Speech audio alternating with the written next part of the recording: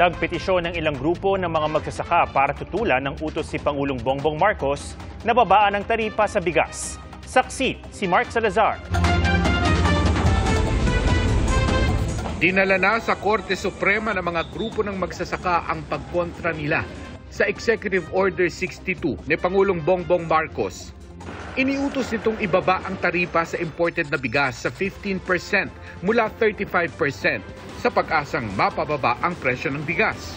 Violative ito ng constitutional provision protecting our farmers against unfair competition. Dahil kapag bumaha na ang mga imported na produkto, patay talaga ang ating mga magsasaka. Hiniling nila sa korte na ipatigil ang pagpapatupad ng utos na hindi anya kinonsulta sa kanila. Bagay na ipinunto rin sa pagdinig ng Senate Committee on Agriculture. Wala raw kasi sa transcript ng mga isinagawang public hearing ng Tariff Commission ang rekomendasyong ibaba ang taripa sa imported rice. Hindi lumabas sa March, opposite ang sinabi, ang kabaliktaran ang sinabi noong September. Saan galing yung 15%? Ang petitioner po is the EDG. Yes, so it's the EDG. Ibig sabihin, hindi stakeholder. EDG ay bahagi ng... Ano ang EDG? Economic Panukala ng isang senadora, magbawas taripa lang sa panahon na wala o mahina ang ani, imbes na buong taon hanggang 2028. Variable, hindi po fixed 15% lang 4 na taon.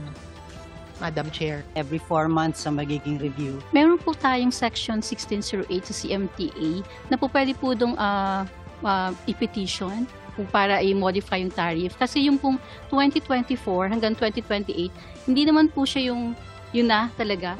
Nagbabala naman ng Department of Agriculture sa epekto ng pagpapatigil sa EO62 kung pagbigyan ito. It will cause delay in the importation ng ating mga private importers. At kahit wala pang ilabas na desisyon ang Korte Suprema laban sa EO62, mararamdaman na umano ang epekto nito sa pagdedesisyon ng mga importer at sa inventaryo ng bigas. Sabi ng National Economic Development Authority o NEDA na siyang respondent sa petisyon, batid na nila ang hakbang ng mga magsasaka bagamat hinihintay pa ang kopya ng kanilang petisyon.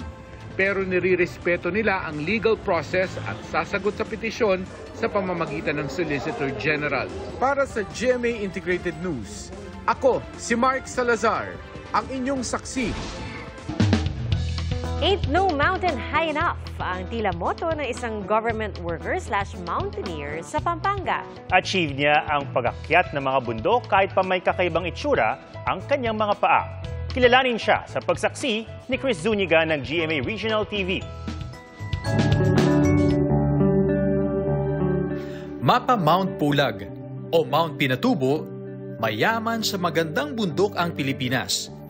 Kahit mahirap akyatin, tila heaven ang feeling kung ang tuktok ng mga ito tagumpay na mararating.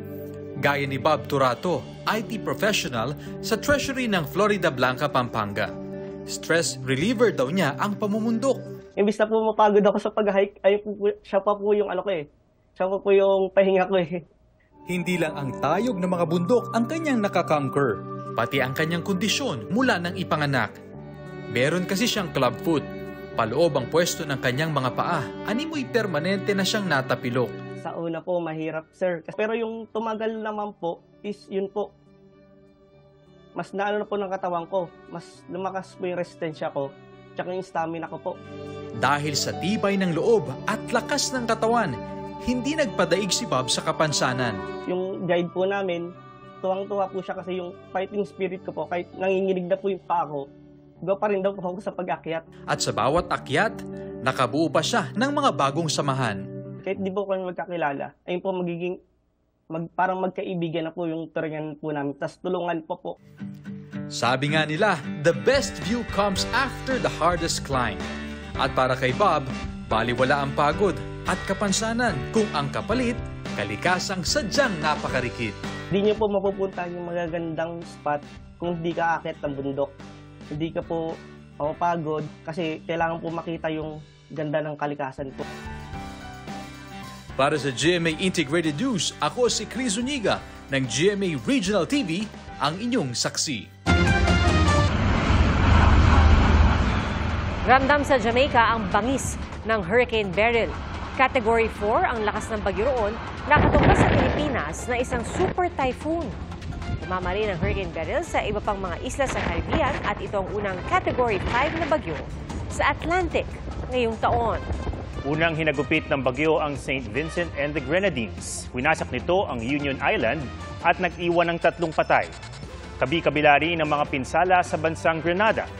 10 na ang napaulat na nasawi sa bagyo na humina sa Category 3 habang tinutumbok ang Mexico.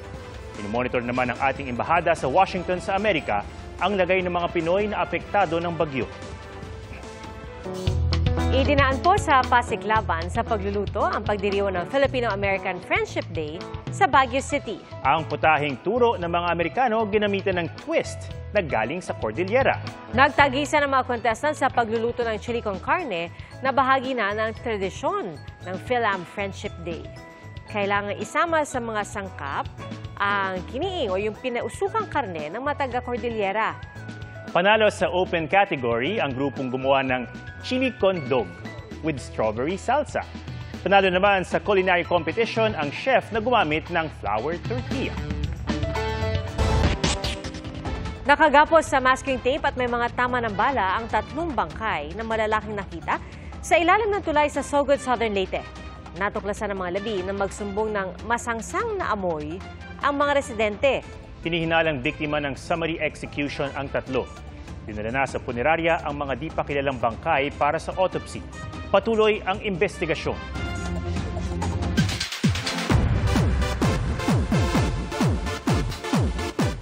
May magbabalik na OPA sa Pilipinas. Yan ang Korean actor na si Ji Chang-wook. Para po yan sa kanyang Moments with Ji Chang-wook fan meeting sa August. Noong 2022, huling pumunta sa bansa ang aktor na napanood sa K-dramas na Love and Trouble at The Healer dito sa GMA Network. Dream come true naman para sa runners ng Running Man Philippines ang kanilang upcoming special performance sa Run to You in Manila. Tampok ang mga OG runner ng Running Man Korea. Todo rehearse ang mga PH runner na itinuturing na malaking karangalan daw ang maging front act sa show. Mga kapuso, salamat sa inyong pagsaksi. Ako po si PR Kanghel. Sa ngalan ni Arnold Clavio, ako si Ato Maraulio para sa mas malaking misyon at sa mas malawak na paglilingkod sa bayan. Mula sa GMA Integrated News, ang News Authority ng Filipino. Hanggang bukas, sama-sama tayong magiging saksi!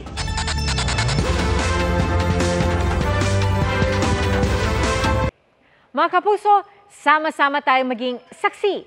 Mag-subscribe sa GMA Integrated News sa YouTube at para sa mga kapuso abroad, samahan niyo kami sa GMA Pinoy TV at sa www.gmanews.tv.